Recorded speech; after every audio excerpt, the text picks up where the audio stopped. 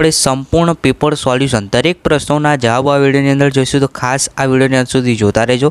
સૌપ્રથમ વિદ્યાર્થી મિત્રો, વિભાગ એ ની અંદર પહેલો પ્રશ્ન છે એની અંદર 4 માર્ક્સ છે। જુઓ તમે સ્ક્રીન ઉપર, અહીંયા તમને શું કીધું છે, તો આપેલ ગદ્યખંડ છે એનું તમારે અનુવાદ કરવાનું છે, બરાબર, એટલે ભાષાંતર કરવાનું છે। આપણી સાદી ભાષામાં કહું તો બેમાંથી કોઈ પણ એક ગદ્યખંડ, બેમાંથી તમને જે ગમે તે એક ગદ્યખંડનું તમારે અહીંયા ગુજરાતી કરવાનું છે, ભાષાંતર કરવાનું છે, જેના 4 માર્ક્સ છે। તો ખાસ જોઈ લેજો। ન ખબર પડે તો તમારી જે પાઠ્યપુસ્તક છે એમાં પણ ખબર પડી જશે। એ જ રીતે તમે જે રીતે આપણે દરેક પાઠનું ભાષાંતર કરીએ છીએ તે રીતે છે। પહેલાં પેપર જે છે સંપૂર્ણ સમજી લો કે કેવા પ્રશ્નો તમારે તૈયાર કરવાના છે, બરાબર, પછી તમે જે છે તૈયાર કરો। ત્યારબાદ જુઓ બીજો પ્રશ્ન છે, એની અંદર શું કીધું છે, ઉત્તર જે છે સંસ્કૃતમાં લખવાના છે। તો આ એક એક વાક્યનો પ્રશ્ન છે, દરેકના એક એક માર્ક્સ છે, બરાબર। તો પહેલું છે વિઘ્ન રહિતા જનાઃ કીદૃશ સમુદ્ર પાજતી। પછી ત્રીજું છે ક્રોધાનસ્ય કિમ અંધકાર ભવતી, અને ત્રીજું આ અથવામાં છે, બરાબર। આ ન લખવો હોય તો આ ઓરમાં છે, તમે બેમાંથી કોઈ પણ એક લખજો, બરાબર। આ બંને લખશો એટલે 2 માર્ક્સ મળશે, એક પ્રશ્નોને 1 માર્ક્સ છે। ત્યારબાદ તમારે ઉત્તર ગુજરાતીમાં આપવાના છે। આ જે 2 પ્રશ્નો છે ને, પહેલાં તો હું જે પ્રશ્નો કહું ને નોટબુકમાં લખો છે। પહેલો પ્રશ્ન છે જે 2 માર્ક્સનો છે, દુર્વાસાએ કોને શાપ આપ્યો, શા માટે, બરાબર। આનો જવાબ તમારે ગુજરાતીમાં જ લખવાનો છે। બીજો પ્રશ્ન છે એ પણ 2 માર્ક્સનો છે, કૂટનાથે વિત્તદાસને છેતરવા માટે કઈ યોજના બનાવી। ત્યારબાદ વિદ્યાર્થી મિત્રો, અહીંયા તમને ટૂંક નોંધ આપી છે શક્તિકુમારની પરીક્ષા યોજના। જો એ ન લખ્યું તો એની અથવામાં બીજી ટૂંકનો છે એ પણ તમે લખી શકો છો, બ્રહ્માનો દુવાર્સનો ઠપકો। ત્યારબાદ વિદ્યાર્થી મિત્રો, આગળનો જે પ્રશ્ન છે એની અંદર તમને 4 માર્ક્સ મળશે। આ ગદ્યખંડ છે, એના નીચે 4 પ્રશ્નો છે, બરાબર છે, એના તમારે સિમ્પલ આન્સર આપવાના છે। જોઈ લઈએ આપણે। પહેલો પ્રશ્ન છે, શ્રેષ્ઠી પુત્ર શક્તિકુમાર કુત્ર પ્રતિવસતી સ્મ, ક્યાં રહેતો હતો, તો તમારે લખવાનું છે કાંચીનગર, કૂતરાની જગ્યાએ કાંચીનગર લખવાનું છે, કાંચીનગરે। બીજો પ્રશ્ન છે, કસ્મિન વર્ષે પ્રવિષ્ટ શક્તિકુમાર ચિંતા માપન, તો એની ચિંતા જે છે એ કષ્ટિન, તો અહીંયા તમારે શું લખવાનું છે, 22 વર્ષે। ત્યારબાદ ત્રીજું છે, શ્રેષ્ઠી પુત્ર કીદુષ કિમર્થ ચ દેશમ અભર્ત, તો શ્રેષ્ઠી પુત્ર કીદુષ ચ દેશ, બરાબર। તો અહીંયા તમારે શું લખવાનું છે, વિવિધાન દેશાન અવ્રતમ, શું લખવાનું, વિવિધ દેશોમાં ફર્યો હતો, વિવિધ દેશાન। એકદા શક્તિકુમાર કુત્ર સમાગત, તો એક દિવસ શક્તિકુમાર ક્યાં ગયો હતો તે લખવાનું છે। તો તમારે લખવાનું છે કાવેરી તીરપતને, કાવેરી તીરપતને। તો એકદમ સહેલું છે વિદ્યાર્થી મિત્રો, આમાં પણ તમારે 4 માર્ક્સ પૂરેપૂરા આવી જાય તેવું છે, એટલે ખાસ તૈયાર કરી દેજો જેથી પરીક્ષામાં તકલીફ ન પડે। હવે વિભાગ બી છે ને, એની અંદર પદ્યખંડ આપ્યા છે, જુઓ, તો બેમાંથી કોઈ પણ એક પદ્યખંડ, કાં તો આ બેમાંથી તમને જે ઈચ્છા હોય તેનું ગુજરાતી કરવાનું છે, ભાષાંતર કરવાનું છે, જેના 4 માર્ક્સ છે, બરાબર, એટલે ખાસ તૈયાર કરી દેજો। હવે નીચે આપેલા પ્રશ્નોના સંસ્કૃતમાં ઉત્તર આપવાના છે, 1 માર્ક્સના 2 પ્રશ્નો છે। પહેલું છે જાયા કસ્મે મધુમતી ચાયમ વધતું, બીજું છે પુરુષ કેન પરિષ્યતે, અથવા તો એ ન લખવો હોય તો એની અથવામાં જ બીજો પ્રશ્ન છે કીદુર્સ જલમ પીબતે। ત્યારબાદ ગુજરાતીમાં પ્રશ્નોના જવાબ લખવાના છે, 3 પ્રશ્નો છે, 1 પ્રશ્નના 2 માર્ક્સ।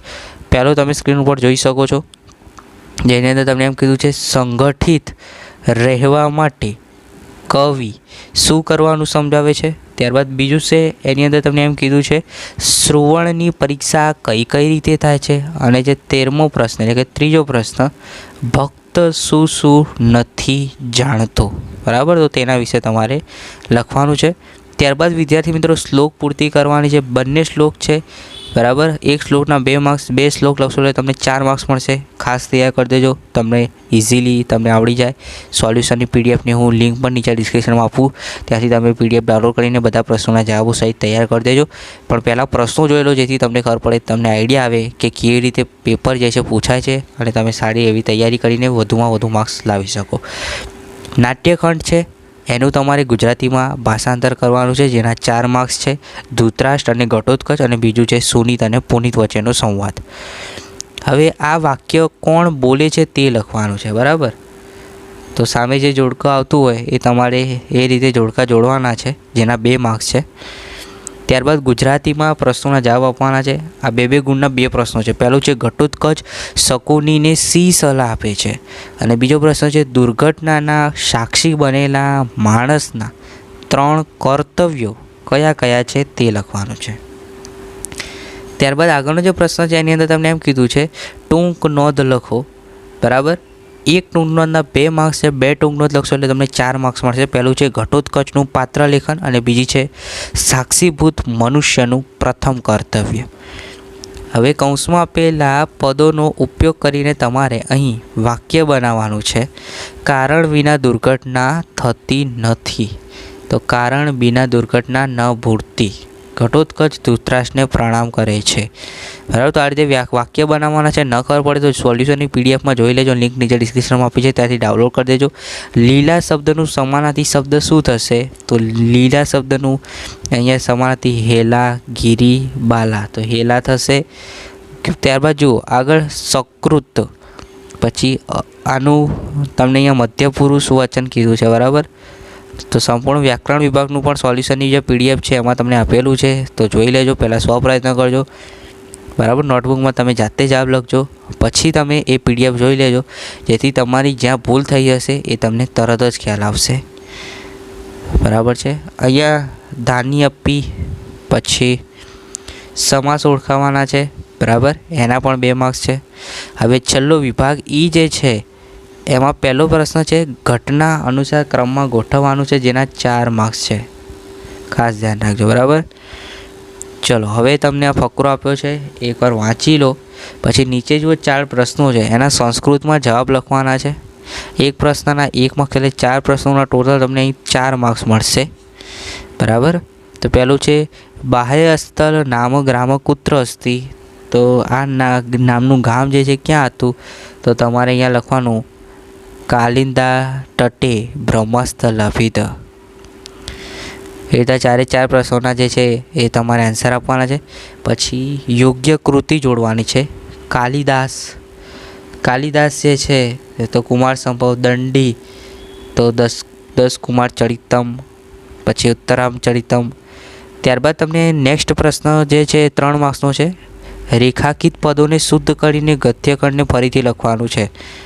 તો જે પદો છે સુધારીને તમારે ફરીથી લખવાના છે. અને છેલ્લો પ્રશ્ન છે અર્થ વિસ્તાર, જેના 3 માર્ક્સ છે. ખાસ તૈયાર કરી દેજો.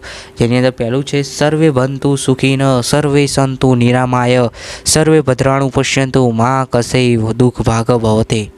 એ ન લખવો હોય વિચાર વિસ્તાર, તો એની અંદર બીજો તમને અહીંયા શ્લોક આપ્યો છે, એનું પણ તમે જે છે અર્થ વિસ્તાર કરી શકો છો. પહેલાં અર્થ વિસ્તારમાં શું કરવાનું, તો એનું ભાષાંતર લખવાનું અને એના આધારે તમારે અર્થ વિસ્તાર સમજાવી દેવાનો.